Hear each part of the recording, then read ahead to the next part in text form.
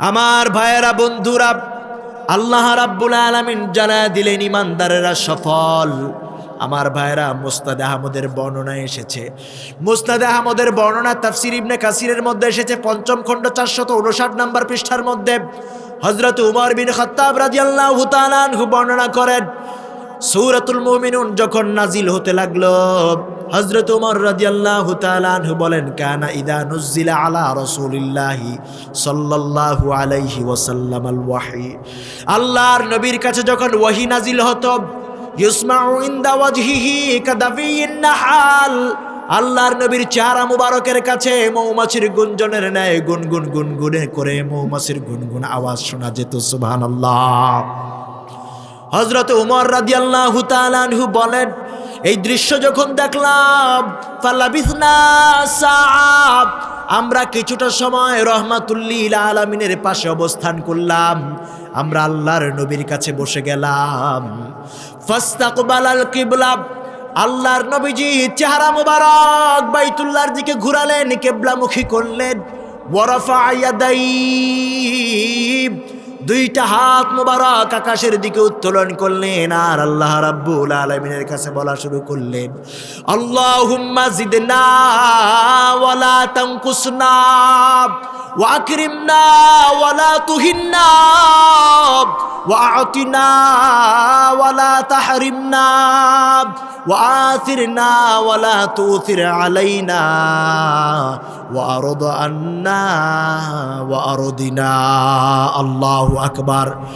খলিফাতুল মুসলিমিন হযরত উমর বিন খাত্তাব রাদিয়াল্লাহু তাআলা আনহু বলেন, ফাল্লাবিসনা সাআব, এই দৃশ্য যখন দেখলাম, আমরা কাবার চত্বরে রাসূলুল্লাহর পাশে কিছুটা সময় অবস্থান করলাম। আল্লাহর নবীজি হাত তুলে দোয়া করলেন, আল্লাহুম্মা জিদনা ওয়ালা তানকুসনা, রব্বুল আলামিন আপনি আমাদেরকে বাড়িয়ে দেন, কমিয়ে দিয়েন না। ওয়া আকরিমনা ওয়ালা তুহিন্না, আল্লাহ আপনি আমাদেরকে সম্মানিত করেন, মর্যাদাবান করেন, আপনি আমাদেরকে অপমানিত লাঞ্ছিত করবেন না। ওয়া আতিনা ওয়ালা তাহরিমনা, আপনি আমাদেরকে দান করেন, বঞ্চিত করবেন না। ওয়া আথিরনা ওয়ালা তুথির আলাইনা, কাফের মুশরিক ইহুদি খোদাদ্রোহী শক্তির উপর আপনি আমাদেরকে প্রায়োরিটি দেন, প্রাধান্য দেন, তাদেরকে আপনি আমাদের উপর প্রাধান্য দিয়েন না, ঠিক কিনা? ওয়া আরদ আন্না ওয়া আরদিনা, আপনি আমাদের উপর সন্তুষ্ট হয়ে যান, আমাদেরকে আপনার উপর সন্তুষ্ট করে নেন। আল্লাহু আকবার। আল্লাহর নবীজি বলেন, এই হযরত উমর রাদিয়াল্লাহু তাআলা আনহু বলেন, আল্লাহ রাব্বুল আলামিনের কাছে এইভাবে যখন দোয়া করলেন, তারপরে চেহারা মুবারক আমাদের দিকে ঘোরালেন আর বললেন, আমার সাহাবীরা শোনো, আল্লাহ রাব্বুল আলামিন আমার উপর এমন 10টি আয়াত এই মুহূর্তে নাজিল করেছেন।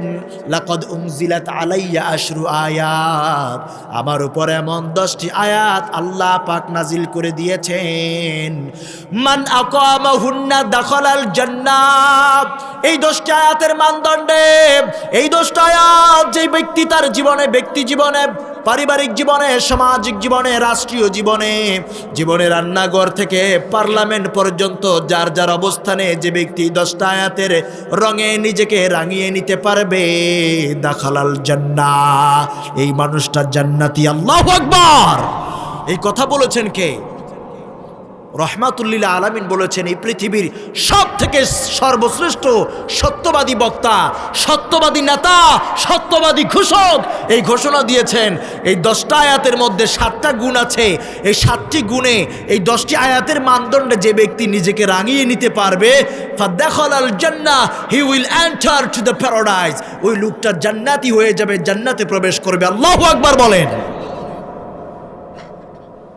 এই বৈশিষ্ট্যগুলো, এই গুণগুলো আমাদের জীবনে বাস্তবায়ন করার দরকার আছে না নাই?